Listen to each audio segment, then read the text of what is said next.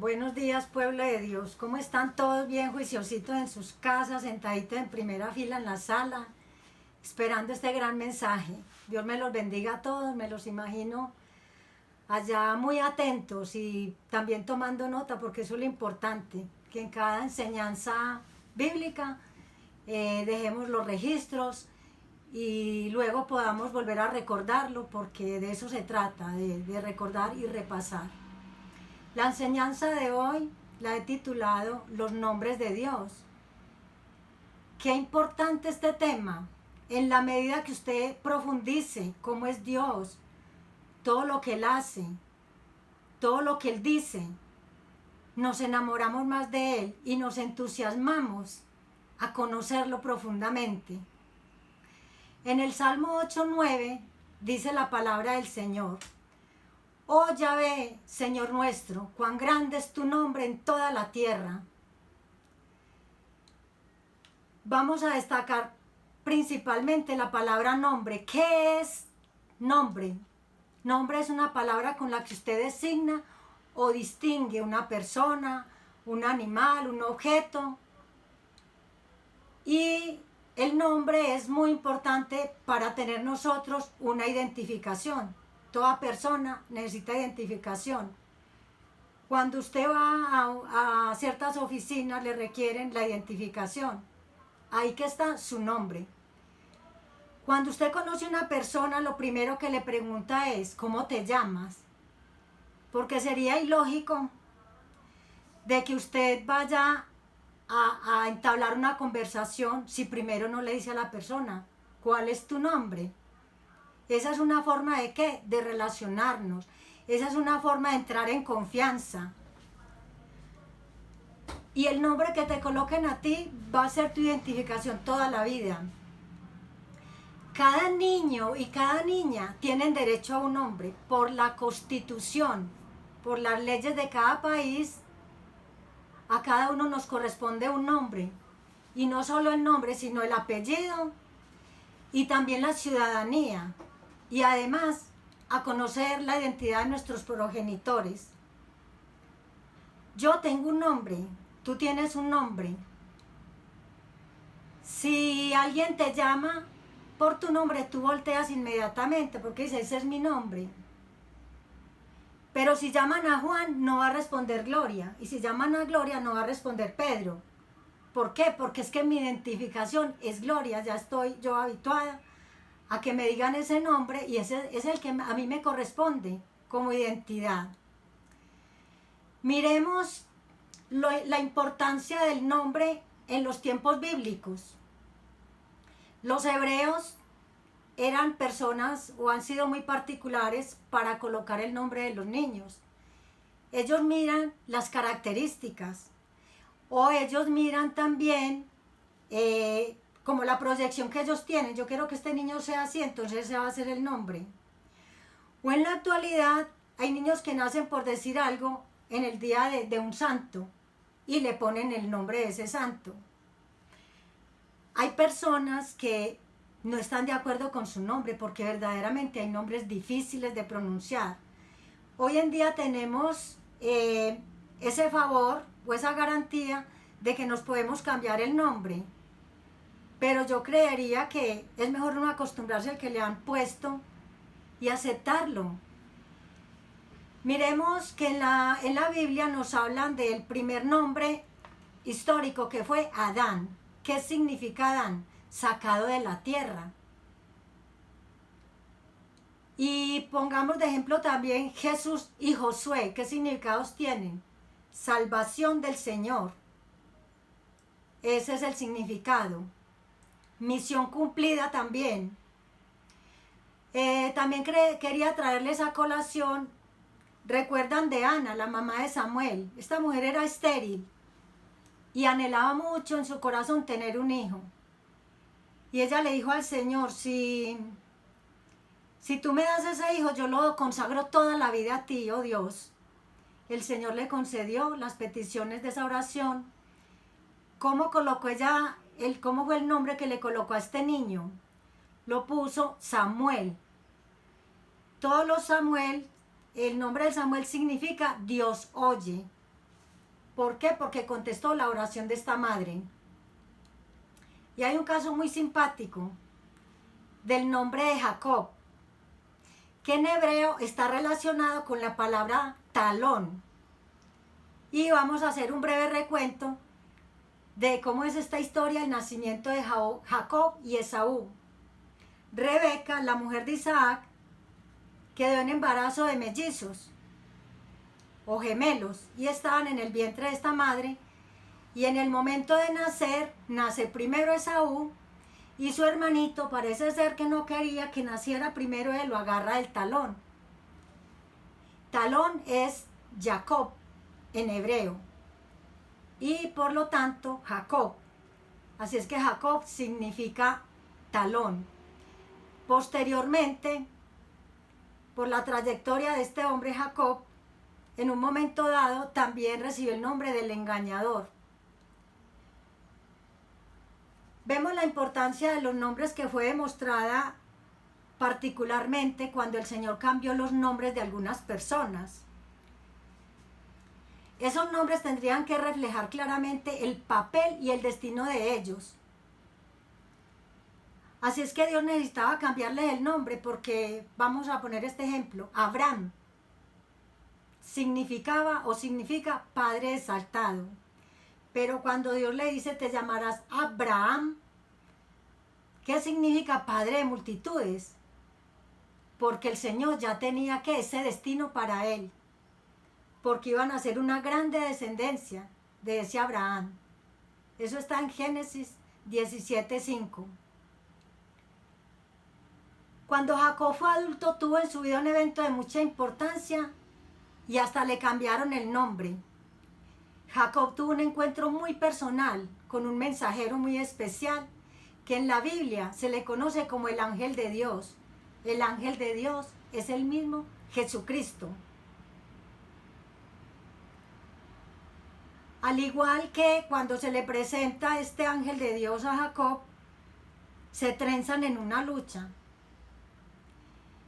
Y resulta que Jacob se aferra fuertemente, se agarra fuertemente de este personaje que es el ángel de Dios, pero que él no sabía que estaba luchando con Dios.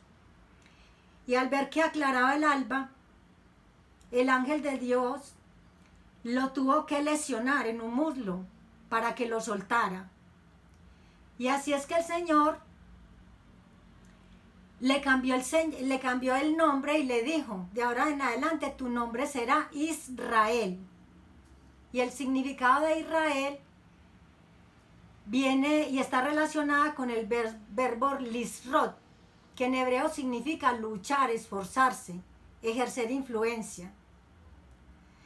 Esta nación, Israel, sería conocida para siempre como el pueblo de Israel, el pueblo que lucha con Dios.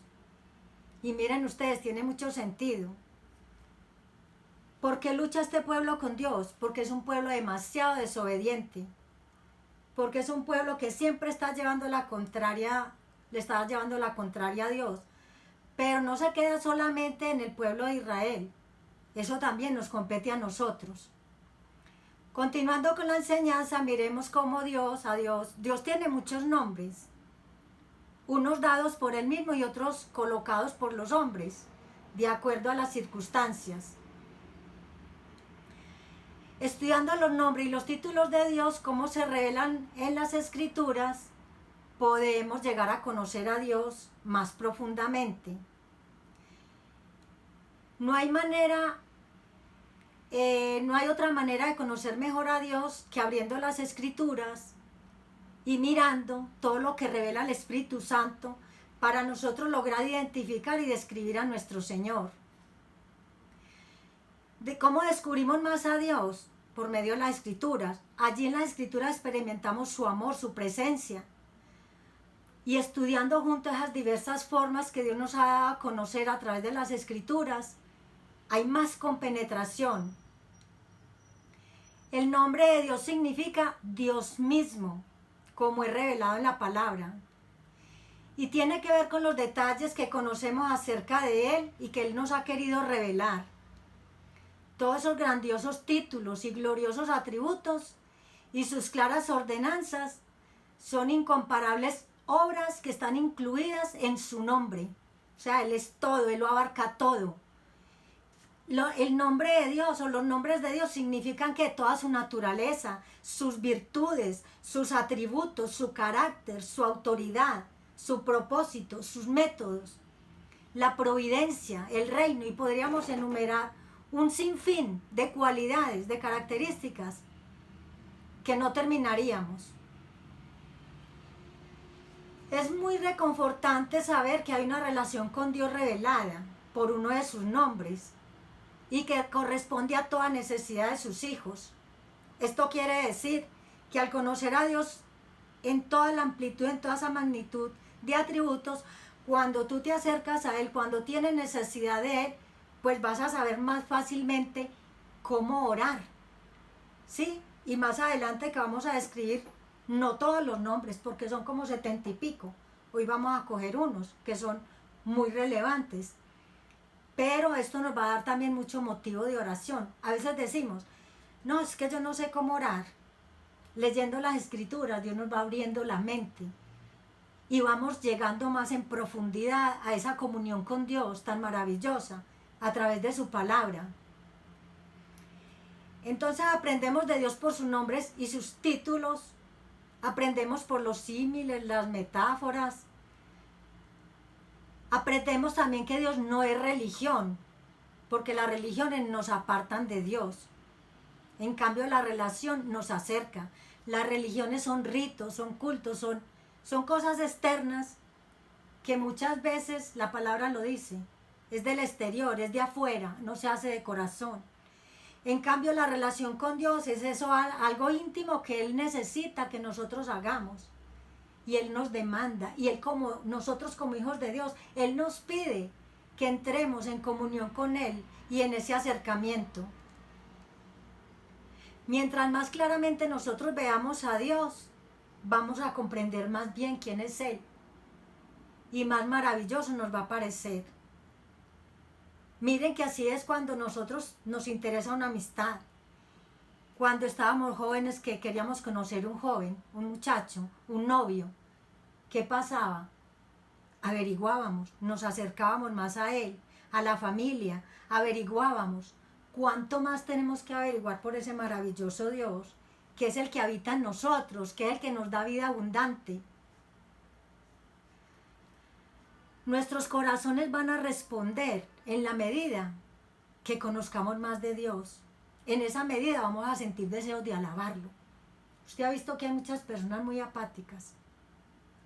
Llegan a la congregación, pero como quien dice, esto no es conmigo. Se les nota la frialdad. Pero es ¿por qué? Porque no se han acercado verdaderamente de corazón a Dios. Y yo en esta enseñanza los invito. No hay nada más valioso que entrar en esa comunión con Dios. Ahí no hay dinero, ahí no hay riquezas, ahí no hay belleza, ahí no hay nada, absolutamente nada. Él lo es todo. Al menos para mí, Él lo es todo. Lo más importante de la palabra de Dios es que Él nos revela sus nombres. Ese sinnúmero de nombres, aunque uno solo no puede revelar todos sus atributos. Es imposible que nosotros lo conociéramos total y completamente a Dios. Mire que las Escrituras lo dicen. Las cosas secretas le pertenecen a Dios, las reveladas a nosotros y también para nuestros hijos. Pero démosle gracias a Él que nos deja conocer tanto, a profundidad. A través de todo lo que Él nos muestra cómo es Él se está despojando ¿de qué? De una capa de misterios, para que podamos verle realmente cómo es Él. Cuando Él viene y se pone al nivel del hombre, es para que nosotros nos amistemos con Él, para que lo entendamos, para que no menospreciemos su nombre, porque hoy por hoy uno habla de Dios y muchas personas componen la cara.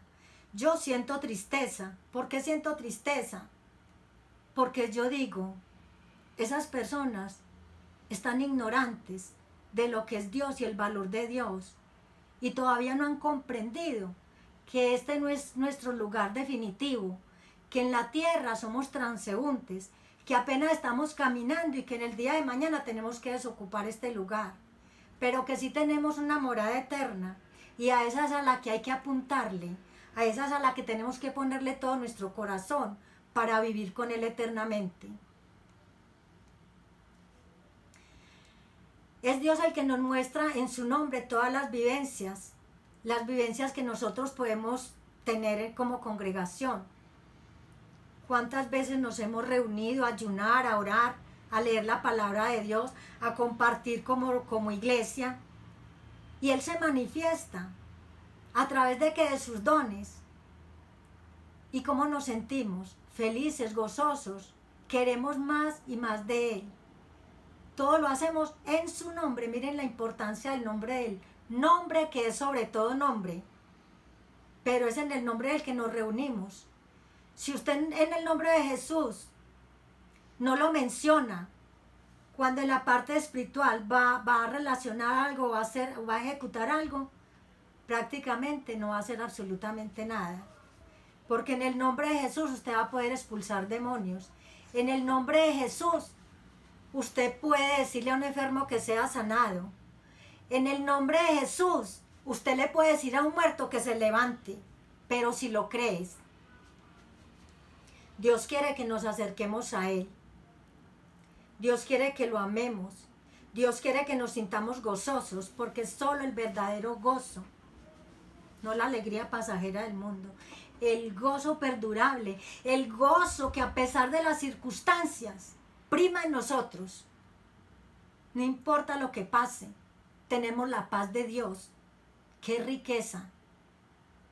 Porque hemos confiado y le hemos dicho, Señor, aunque las circunstancias sean difíciles y aunque tenga que pasar por diversas pruebas, primero tú, Señor. Mis ojos están puestos en Jesús, el autor y el consumador de la fe. Él es mi lámpara, Él es quien guía mi camino y a Él es a quien yo sigo y a quien yo sirvo con todo mi corazón. Por eso yo en esta enseñanza me he deleitado mucho. Todo lo que tenga que ver con conocer más a Dios, con profundizar más en saber cómo es el Señor, qué es lo que piensa, todo lo que Él nos revela. ¡Qué felicidad! ¡Qué alegría! ¡Qué gozo! Y yo quisiera que a todo el que yo le compartiera esta palabra, sintiera igualmente esa misma felicidad. Vamos a ver aquí cómo Dios mismo revela su nombre. ¿Y a quién le reveló su nombre? A un hombre llamado Moisés. ¿Qué le dijo a ese hombre cuando un día que estaba trabajando en un campo, él ve una visión donde hay una zarza ardiente? De esa forma Dios le llama la atención a Moisés. Moisés se acerca y allí el Señor le dice que se quite las sandalias, que se quite el calzado, porque el lugar que le está pisando es tierra santa. Cuando el Señor tuvo ese encuentro con Moisés, porque no digo yo que fue Moisés con el Señor, porque es Dios el que nos busca. Dios ya tenía un propósito cuando se manifestó en esa zarza. ¿Cuál era el plan de Dios? Allí Dios necesitaba hablarle a Moisés. ¿Y qué fue lo que le dijo el Señor a Moisés? Le dijo, saca a mi pueblo de Egipto. Ve hasta allí, sácalo. Entonces ustedes pueden imaginar el impacto que esto ocasionó a Moisés. Él quedó supremamente aterrorizado. ¿Cómo yo voy a ir a Faraón? ¿Quién soy yo para ir a hablarle a todo un rey? Y más a decirle que me va a traer su pueblo, la gente que tenía como esclavos. Esto no tenía ni pie ni cabeza. Por lo tanto, Moisés pues tuvo sus dudas normalmente. Generalmente nosotros, cuando Dios nos habla, siempre dudamos de quién será. ¿Será mío el pensamiento? ¿Será del enemigo? ¿O será de esta persona que me quiso hablar de tal o cual manera? Siempre lo ponemos en duda. Pero es por la misma inseguridad que nosotros tenemos. Entonces Moisés, como estaba en ese diálogo tan maravilloso con ese Dios tan grande, que una zarza que era la que le hablaba, una zarza encendida, llena de fuego, le pregunta a Moisés y le dice, pero ¿qué le voy a decir a Faraón? ¿Yo qué le voy a decir? Y entonces, ¿cuál es tu nombre? ¿Qué le voy a decir? ¿Quién fue el que me envió? Y entonces el Señor le dice, dile que el yo soy te ha enviado. Imagínense ustedes, ¿y quién es el yo soy? ¿Quién es el yo soy? Dios se le estaba presentando a Moisés. Y lo más seguro es que Moisés dijo, ¿y qué nombre tan raro? Porque sabemos, los que ya conocemos la historia y que hemos leído tanto la biografía de Moisés, cómo él puso cantidad de obstáculos para obedecer a este mandato. De todas maneras, y no valió nada. De todas maneras, el Señor, ¿qué le dijo? Yo soy el que soy. ¿Qué quiere decir eso? El yo soy, que es absoluto, que es soberano, que Él siempre es, será, que no cambia, que es eterno, que es inmutable, que no tuvo principio y no tendrá fin. Así ni usted ni yo lo entendamos. No entendemos. Dios no tuvo principio ni tendrá fin. Este nombre proclama la conciencia que Dios tiene de sí mismo. Yo. Implica que autosuficiencia divina. ¿Por qué? Porque Él no depende absolutamente de nadie para su propia existencia. Él no tuvo que ser engendrado. Él no necesitó de un papá y una mamá para que Él pudiera existir. Él es independiente. Así es que Él se le revela a Moisés. Y aquí les voy a hacer como un breve paréntesis, que esta parte también es muy importante y que espero que hoy les quede muy clara. Cuando el Señor dice yo soy, pues para nosotros en español queda muy fácil explicarlo.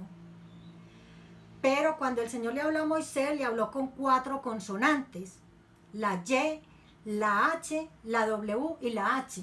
Imagínense ustedes.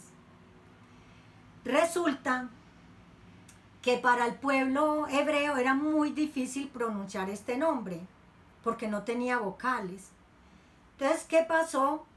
Que esto tenía que hacerle algún arreglo, porque al no mencionar el nombre de Dios y al no tener el hebreo estas vocales, fue siendo como, la fueron dejando a un lado y estaban tomando y prefiriendo el arameo.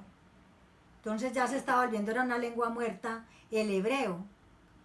Entonces, ¿qué pasó? Aparecen unos masoretas. Los masoretas eran unos hombres muy estudiosos y rabinos.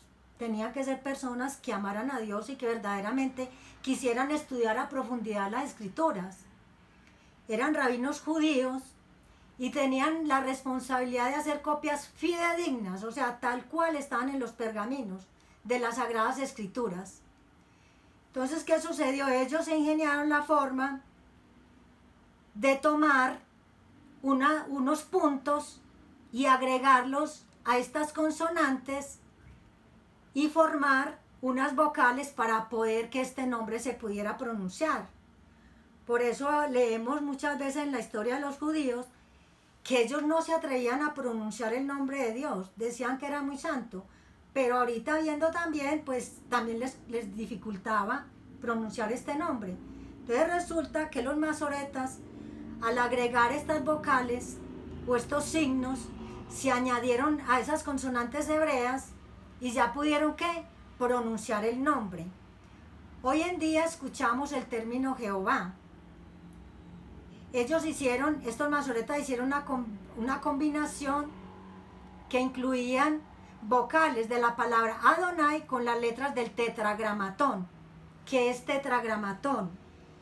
Significa estas iniciales, ¿sí?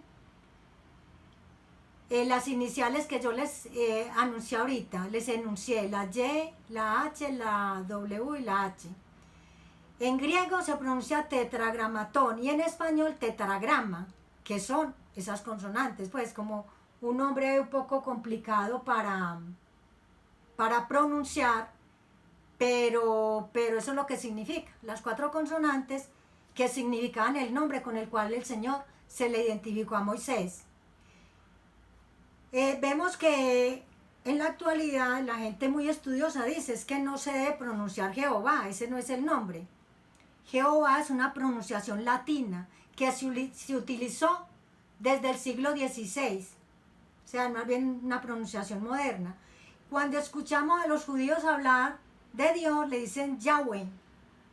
Nosotros le decimos Yahvé y hemos adoptado mejor ese nombre porque es más fidedigno, se ajusta más a la interpretación hebrea. Yahweh o Yahvé. Yahvé nos recuerda que debemos conocer y experimentar a nuestro Señor como un Dios presente, pasado y futuro. Debemos caminar con el Señor diariamente, con Yahweh. Debemos que hablarle de todas nuestras necesidades. Debemos actuar de acuerdo a la palabra y estar seguros de que Él está con nosotros y que puede intervenir en cualquier momento y que va a intervenir a nuestro favor. Él siempre está ahí.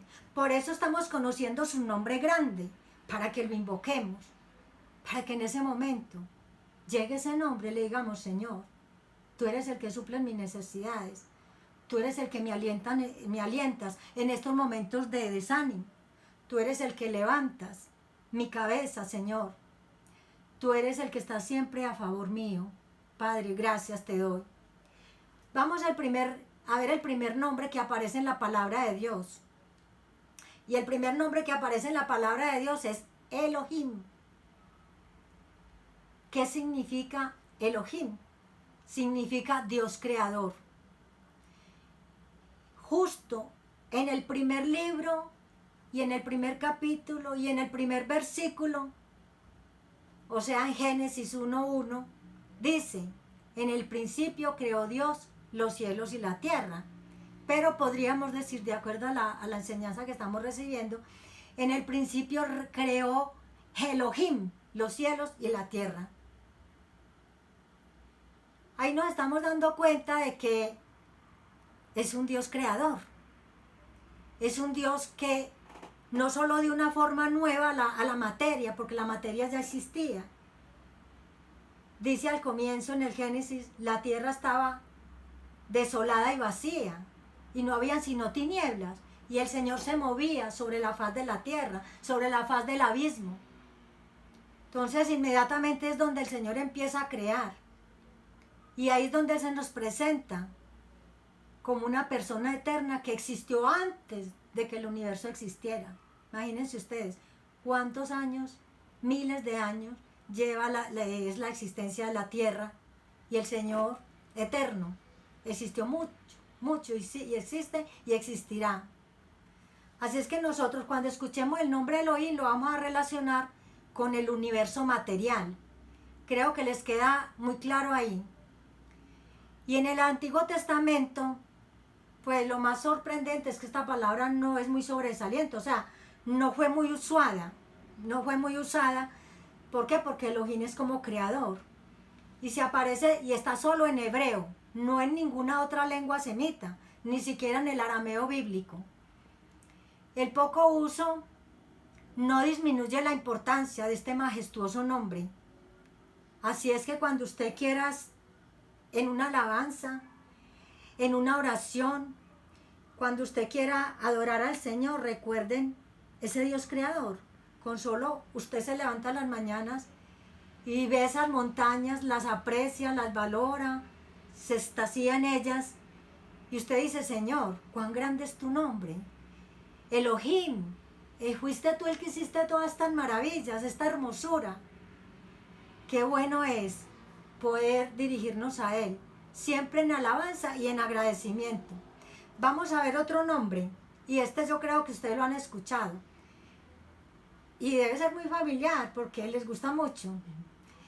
Yahvé Jireh, que literalmente significa el Señor proveerá. ¿Quién no cree que Dios es nuestro proveedor? Yo estoy absolutamente segura. Él es nuestro proveedor. Dependemos de Él. Cuando el recurso económico se está agotando, por algún lado aparece. Y ahí es donde uno se goza. Y ahí es donde uno crece en fe. Porque ve que Él provee. Que Yahvé Jireh está ahí. Está siempre con nosotros. ¿Dónde surge este nombre? Sabemos que todo surge en la Biblia. Y aparece este nombre a través de Abraham en el monte Moriah. Recordemos cuando Dios le pide hacer sacrificio a Abraham, el sacrificio de su hijo Isaac para ser probado. Y Abraham, muy obediente, se va pues a hacer el sacrificio. Cuando él estuvo a punto de matar a su hijo, el Señor lo detiene. Y el hijo le pregunta, ¿y dónde está el sacrificio? O sea, el carnero. Y cuando él mira y voltea, él estaba ahí. Abraham, ¿qué respondió? El Señor proveerá. Y ahí fue donde él dijo, Yahvé Jireh, Yahvé Jireh, Yahvé proveerá. Entonces miremos que esta provisión del Señor en este monte Moria es un símbolo de la escena de ¿qué? Los evangelios. Esto quiere decir que nos estaban representando lo que vendría en un futuro. ¿Quién llegaría a reemplazar ese sacrificio que se iba a hacer allí en este monte? ¿Quién iba a reemplazar el sacrificio de este niño? Dice que un carnero y un cordero, pero era el Hijo de Dios el que iba a venir, el cordero que iba a ser inmolado y que ya fue inmolado. Todo para darnos que la salvación. Y miren el paralelo, Abraham ofrecía a su hijo. Dios también nos iba a ofrecer a su hijo. En ese momento todavía no había venido Jesús, pero ya en la actualidad podemos decir, ya Él lo envió. Y en Romanos 8:32 nos dice, el que no escatimó ni a su propio hijo, sino que lo entregó por todos nosotros, ¿cómo no nos dará también con Él todas las cosas? Y este versículo que sí a ojos cerrados no lo sabemos. Mi Dios pues suplirá todo lo que nos falte conforme a sus riquezas en gloria en Cristo Jesús. Ese es que Yahvé Jireh, Dios suplirá. Yahvé Jireh suplirá todo lo que nos falte. Vamos a mirar otro nombre, Yahvé Rafa. Ese es quien, Yahvé Sanador. Dios mismo se reveló en una situación en la que el pueblo estaba murmurando contra Dios. Porque ese pueblo cuando estuvo en el desierto se rebeló demasiado, se enojó mucho. Se enojaban con Moisés, pero el Señor le decía, no es contra ti que se enojan, no es contra mi siervo, es contra mí, porque Él me está representando, porque Él está haciendo una misión en mi nombre. Y así que estaban con mucha sed y encontraron unas aguas demasiado amargas. Allí el Señor necesitaba glorificarse y le dijo a Moisés que cogiera una vara y la tirara a esas aguas. Así es que esas aguas fueron sanadas. Esas aguas que eran impotables por lo amargas, ya eran ¿qué? Potables, ya se podían tomar, calmar la sed de este pueblo. Pero Dios apuntaba más allá. Él también enviaría ¿a quién? A un gran sanador que visitaría el mundo. Ese Jesús. Ese Yahvé Rafa, que daría ¿qué? La vista a los ciegos, que sanaría a los endemoniados. Muchos endemoniados estaban enfermos y fueron curados por Yahvé Rafa. También curaría a sordos, haría hablar a los mudos y a los que no podían caminar, lo podían hacer. Y lo más relevante, lo más importante sería que Él sanaría un mundo lleno de pecado. En Éxodo 15:26 nos dice la palabra de Dios, y dijo, ¿quién dijo? El Señor, si oyeres atentamente la voz de Yahvé tu Dios, e hicieres lo recto delante de sus ojos, y dieres oído a sus mandamientos, y guardares sus estatutos, ninguna enfermedad de las que envié a los egipcios, te enviaré a ti. ¿Por qué? Soy Yahvé, tu sanador. Soy Yahvé Rafa. Qué bueno es analizar bien este versículo, porque Él siempre nos está diciendo que somos ¿qué? Oidores olvidadizos. Por eso Él comienza en este versículo diciendo, si oyeres atentamente, o sea, con mucho cuidado, con deseo de guardarlo en el corazón, con el deseo de aprender de esa palabra. Y nos dice el Señor, si hicieres lo recto delante de sus ojos y dieres oído a sus mandamientos y guardares todos los estatutos, o sea, esto todavía se aplica a nosotros, porque la palabra es siempre presente. Ninguna enfermedad de las que envía a los egipcios te enviaré a ti, porque soy Yahvé, tu sanador, Yahvé Rafa. Miren que hay condiciones, ¿sí?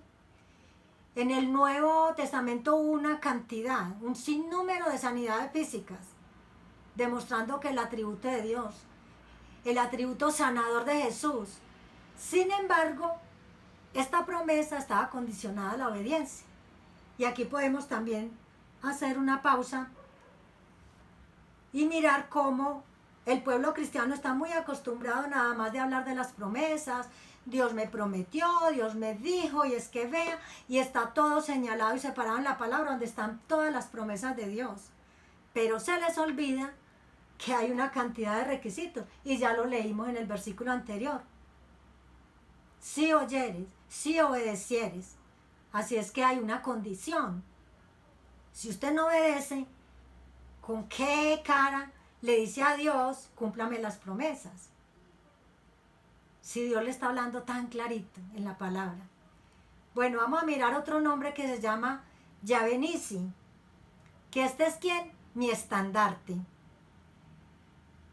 Pocas semanas después del episodio de las aguas amargas de Mara, después de que Dios endulzó esas aguas, que les trajo esa saciedad, que les calmó la sed que tenían. Entonces otra vez nos encontramos el pueblo murmurando, y esta vez murmurando contra Dios, porque no había agua ni salada ni dulce. Y lo peor de todo era que estaban siendo acosados por los enemigos. Y estos enemigos llamados amalecitas los atacaban continuamente. Y era un momento donde ellos estaban atacando por la retaguardia. Estaban atacando a la gente más débil del pueblo, a los ancianos, a los niños. Sin embargo, Dios daría la victoria por medio de Josué. Aarón y Hur sostenían las manos en alto de Moisés, porque Moisés se cansaba y bajaba las manos. Cuando bajaba las manos Moisés, prevalecía el enemigo. O sea, era el que iba ganando terreno. Pero cuando le levantaba las manos a Moisés, Israel predominaba. Esto quiere decir que avanzaban, ganaban la batalla. Así es que en el atardecer, hasta el atardecer lucharon, confiaron en el Señor y vencieron.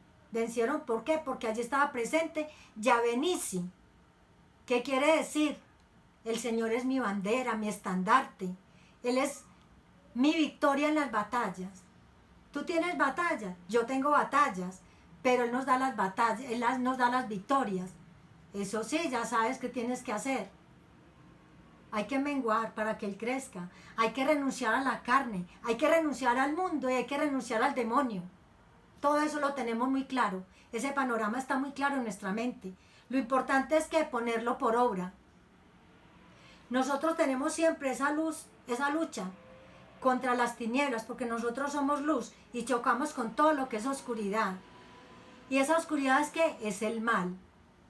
Tenemos todo ser humano, un enemigo que vencer o muchos enemigos, porque demonios sabemos que son hordas, son potestades, aún llegan a los rangos de príncipes, de gobernantes, y nosotros solo no podemos vencerlos. Y el hombre no lo puede vencer cuerpo a cuerpo. Nosotros lo tenemos que vencer ¿cómo? Con el Espíritu de Dios que mora en nosotros, cuando estemos llenos de poder, cuando no tengamos miedo a enfrentarnos al demonio, que Él nos vaya a enrostrar un pecado, cuando Él tenga que huir delante de la presencia de Dios que está en nosotros. En ese momento, ahí es donde Yahvé Nisi está dando la batalla por nosotros y por aquella persona que está endemoniada, porque ese Yahvé Nisi va a expulsar esos demonios que hay en esa persona para que la dejen en libertad. Así es que no olvidemos, necesitamos todos los días, a toda hora, la ayuda divina. Y qué bueno es este versículo en Romanos 8:38 que nos dice, si Dios es por nosotros, ¿quién contra nosotros? ¿De quién tenemos temor? Yo estoy muy segura de que el Señor está por mí. Yo no sé ustedes qué pensarán. Vamos a mirar este otro nombre, Yahvé Mekadishken, poco mencionado, pero miren la importancia de este nombre. Es Yahvé el que nos santifica. En el libro de Levíticos 20, versículo 8, dice el Señor, una vez más, mire cómo es de reiterativo el Señor, y guardad mis estatutos y ponedlos por obra.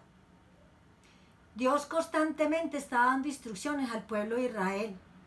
Dios había hecho un pacto con ellos. Y Dios les estaba enseñando lo que era la santidad. Dios dice, yo soy santo, y nos manda en ese imperativo, sed santos.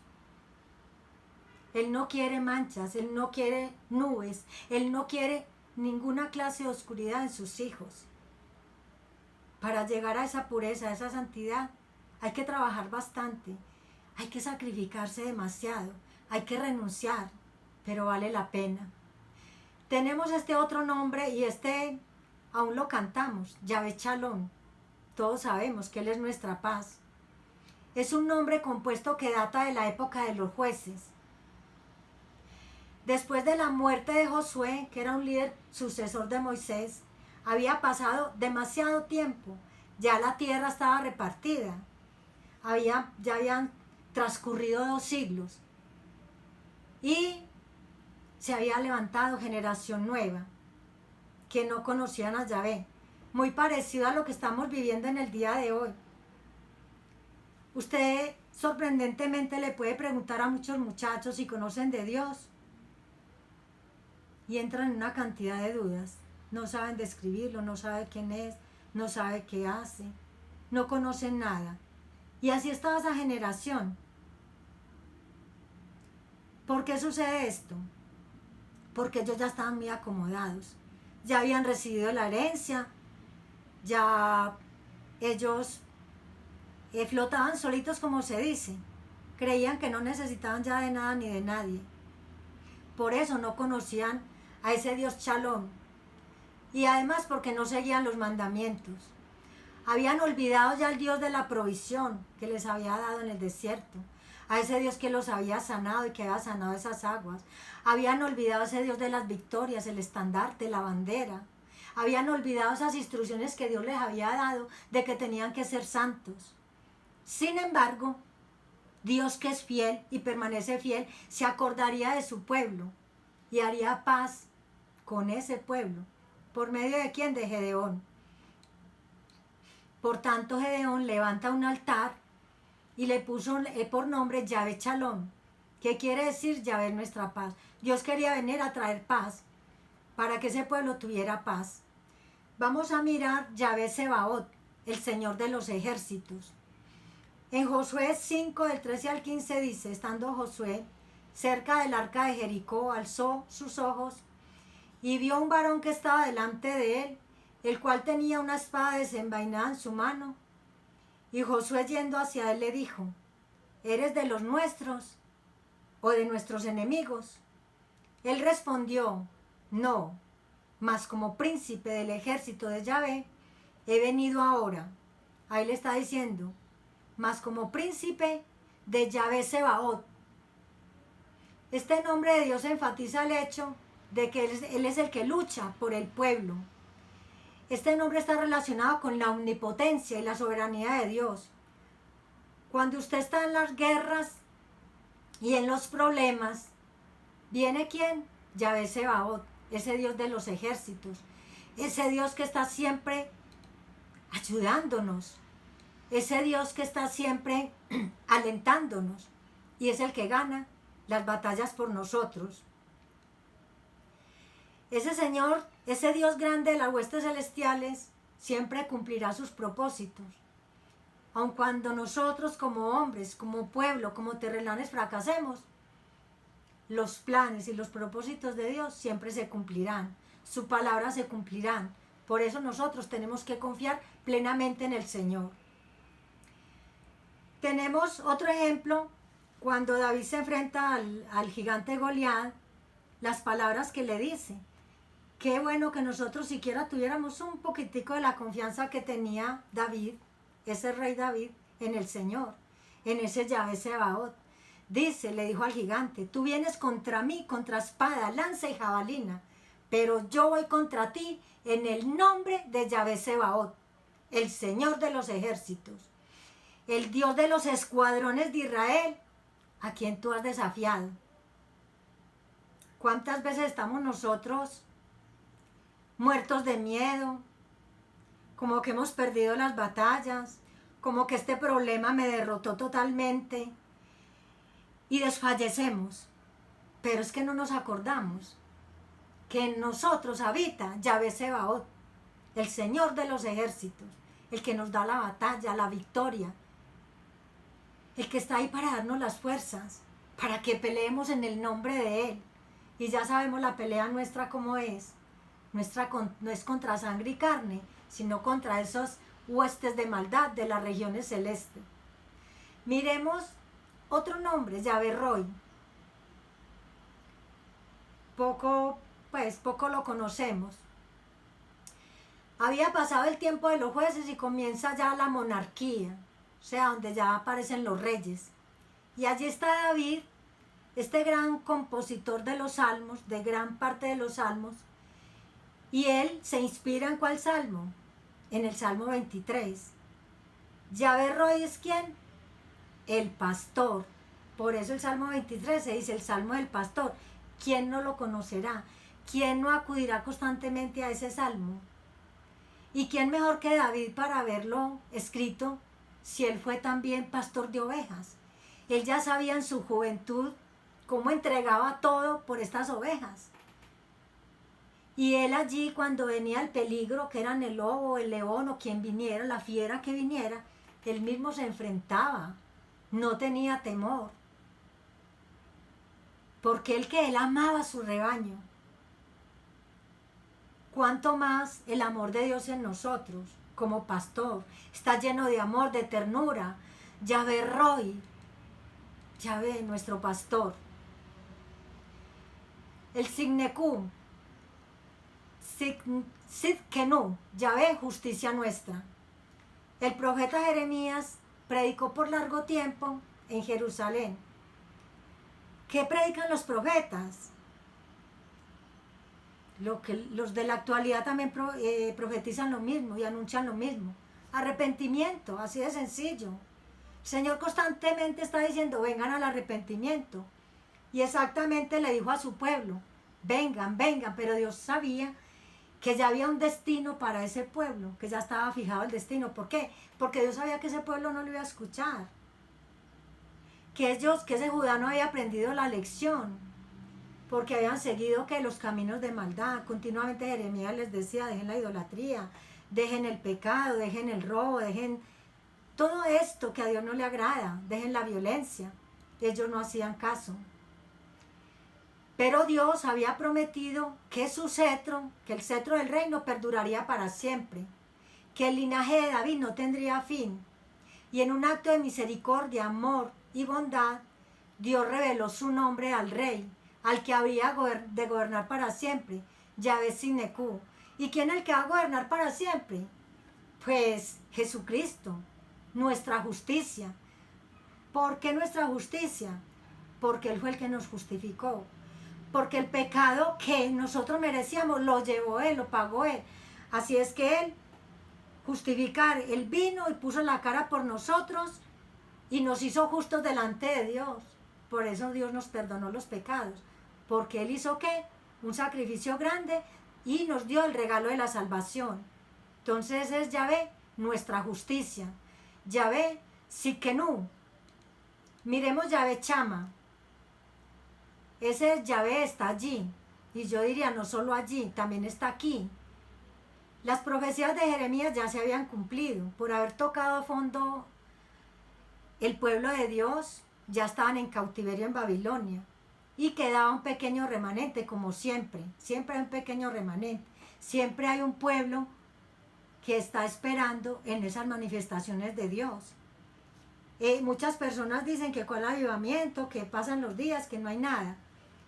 el pequeño remanente, si esperamos que Dios se manifieste en estos últimos tiempos, en ese grande avivamiento mundial, universal, ese avivamiento que va a traer mucha gente al arrepentimiento y que es una profecía que todavía no se ha cumplido, pero como la palabra de Dios se cumple en su totalidad, llegará el momento. Dios para todo tiene su tiempo. Así es que el Señor, el Yahvé Chama, se había retirado del templo de los judíos, porque allí hacían cosas irreprochables, cosas abominables. Recuerden cuando él lleva al profeta Ezequiel de los cabellos, de las guedejas, y le muestra lo que hace la gente, cómo las mujeres endechan a Tamuz, o sea, le rinden culto a otro Dios, en el propio templo de Dios.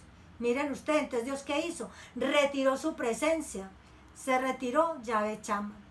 Pero Yahvé Chama está en nosotros, está aquí. Y no obstante, en el libro de Ezequiel, habla en el último capítulo, en el capítulo 48, de la restauración futura. Nosotros sabemos que viene un nuevo templo, que vamos a gozar de la presencia divina y que Él va a estar siempre habitando en ese templo. Yahvé Chama quiere decir, Yahvé está allí y está presente, tengámoslo en cuenta.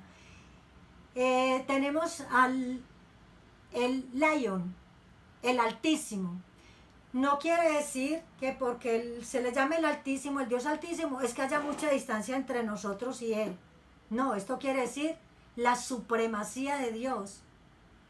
Él es el más grande, Él es altísimo sobre toda la tierra. También representa autoridad divina y firmeza de Dios. En el Salmo 21:7 nos dice: por eso el rey confía en Yahvé, por la misericordia del Altísimo no será removido. Y el último nombre es el Shaddai, el Dios Todopoderoso. ¿Y cómo no va a ser el Dios Todopoderoso cuando Abraham tenía 99 años? Imagínense ustedes. Se le aparece el Señor y le dijo: yo soy el Shaddai, yo soy el Todopoderoso, anda delante de mí, sé perfecto. ¿Y cómo no es el poderoso, el grandioso, cuando a un hombre de 99 años y a una mujer de 90 les da un hijo? ¿Cuán poderoso es el Shaddai? El Shaddai, como derivado de Chad, significa pecho, dándole al divino nombre el que satisface o el todo suficiente. En resumidas cuentas, el todopoderoso. Y como último, por último, este último punto es no tomar el nombre de Dios en vano. Este es que un mandamiento. En Éxodo 27 dice: no tomarás el nombre de Yahvé tu Dios en vano, porque no dará por inocente Yahvé al que tomare su nombre en vano. Tomar el nombre en vano es faltarle al respeto al Señor, no tener reverencia con Él, es menospreciar su persona.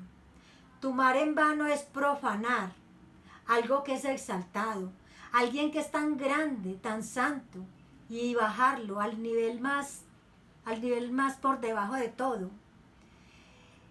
Y vemos que hoy en día eso se da mucho. Se menosprecia mucho el nombre de Dios. Cuánto nos duele. Los que amamos verdaderamente a Dios nos causan gran dolor cuando la gente, uno le va a hablar de Dios y es indiferente. Y es sorprendente hoy cómo hay tantas teorías, cómo salen tantos libros, películas, donde están tratando de cambiar la mente del hombre para que piensen diferente de Dios.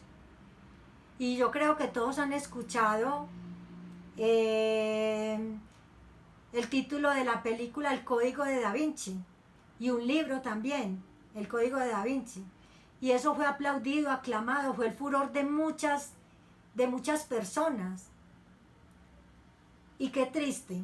Y esto fue una vergüenza para nosotros como cristianos y un dolor muy grande, porque ese nombre santo fue mal usado. Eso trajo una indignación de los verdaderamente cristianos. ¿Por qué indignación? Porque tergiversaron la vida de Jesucristo, porque contiene errores históricos, geográficos, religiosos, culturales. y por afirmar hechos presuntamente históricos sin aportar pruebas. Ustedes saben que para poder creer nosotros en la historia tienen que haber pruebas. Y mire cómo denigraron de Jesucristo. Dijeron que se casó con la Magdalena, no queriendo decir que porque una persona sea casada es denigrada. No, es porque Jesucristo no vino a casarse, porque el plan de Dios y la misión de Dios para su hijo era otra. Pero allí tratan que de bajarlo al nivel como cualquier hombre pecador, como cualquier hombre con hábitos de un ser ordinario, de nosotros seres humanos llenos de maldad. Y eso duele muchísimo, porque fue el único hombre que estuvo en la tierra, que fue formado de carne y hueso, pero que nunca pecó. Hoy por hoy la gente quiere borrar los mandamientos de Dios. La gente está muy dispuesta y tiene en su mente, ahí sí está muy abierta, para escuchar la mentira. Porque han cerrado los oídos para todo lo que es de Dios. Por eso es, cuando usted no quiere oír hablar de Dios, o cuando habla y cuando escucha, pero tergiversa lo que escucha con maldad, está tomando el nombre de Dios en vano. ¿Qué es vano? Vano es algo vacío, algo inútil, es engaño, es mentira, es falso.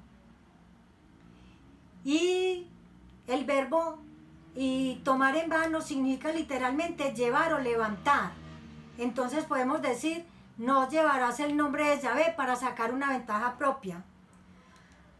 Esto se puede referir a personas que hablan en el nombre de Dios, pero no quieren que la gente se convierta o no les interesa, ni les vale ni les viene. Lo único que tienen en su mente es llenar las arcas. No piensan sino en el dinero, no piensan sino que en sus propias ambiciones.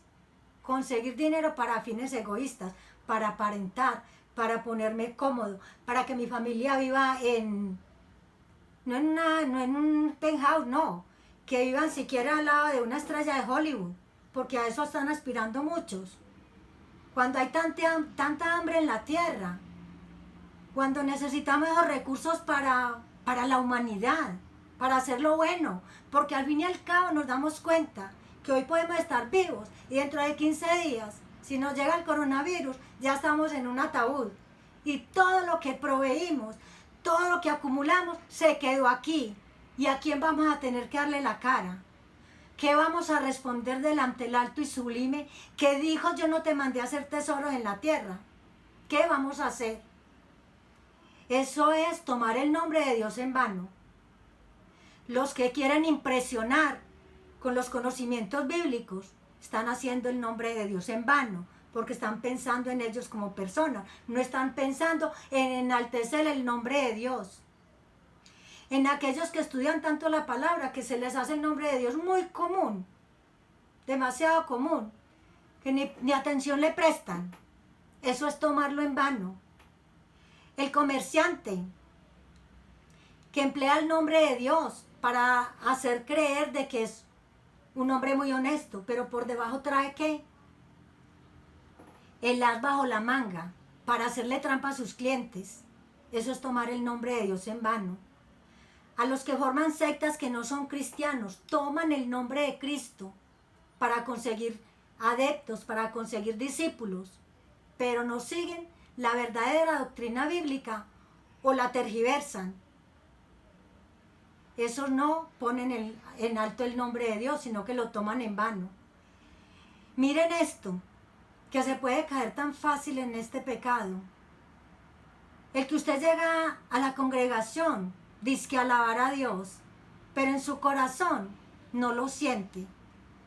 Solamente está ahí. No me explico por qué. Porque cuando nos congregamos es para exaltar el nombre de Dios. Es para sentir su presencia, cómo se mueve en medio de su pueblo. Pero si yo estoy ahí, porque es una costumbre, o porque Dios dice, guarde mi día, pues eso no es cumplirle a Dios, porque Él sí conoce sus pensamientos más íntimos. Aquel que no tiene tiempo para escudriñar la Escritura, toma el nombre de Dios en vano, porque ni siquiera la conoce. Está bien que uno puede tener ciertas partes de la palabra que no las comprende muy bien, pero uno se esfuerza cada día para conocer más a Dios, para poder yo enseñar, para poder llevar su palabra. Ese es mi trabajo y ese es el trabajo a todos los que Dios nos llama a llevar el evangelio. Y lo peor de todo es el que no reverencia el nombre de Dios. Dios no lo hará por inocente. Dios castigará a estas personas.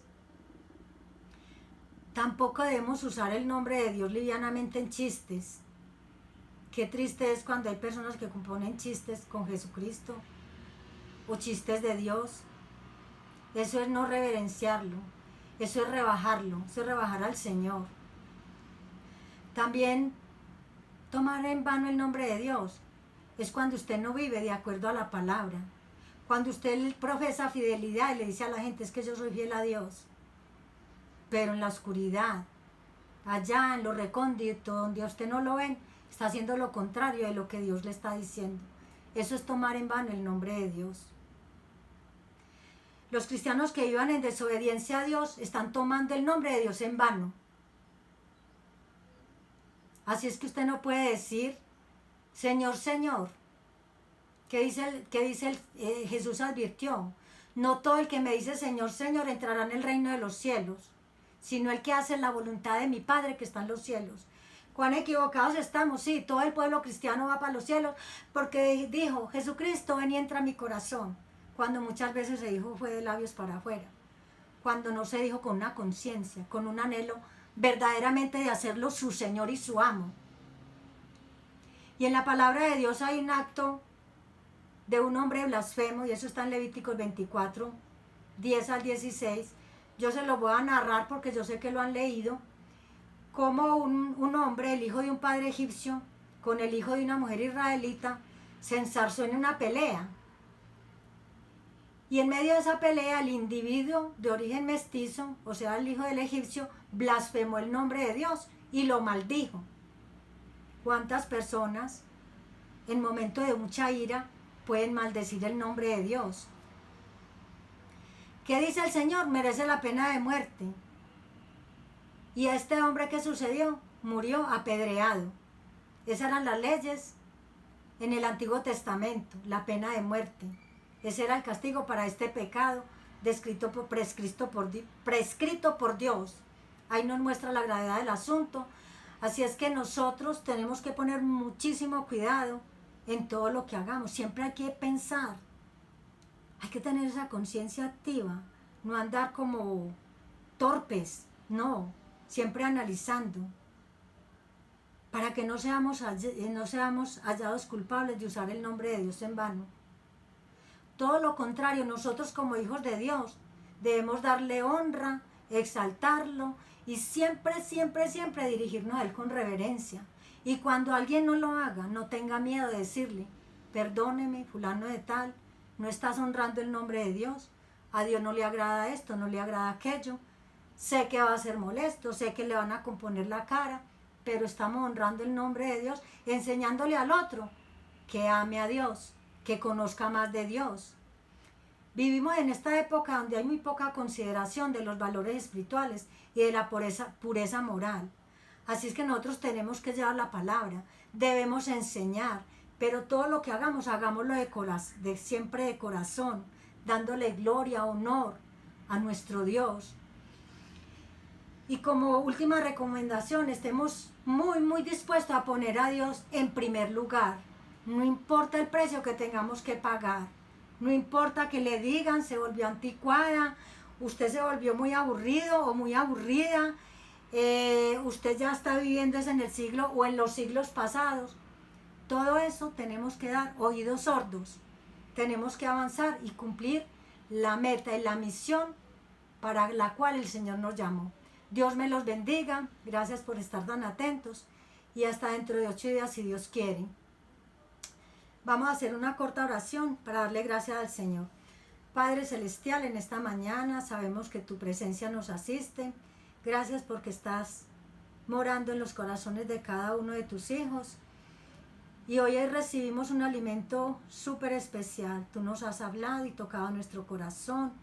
Queremos, Señor, seguir obrando cada día mejor, que cada día nuestro entendimiento entenebrecido quede mucho más claro, que se vaya toda tiniebla, toda oscuridad en nuestras vidas, que podamos por fin ver ese glorioso Dios y que tus nombres, Señor, siempre sean exaltados, no solo de palabra, de boca, no, Señor, que sea de corazón.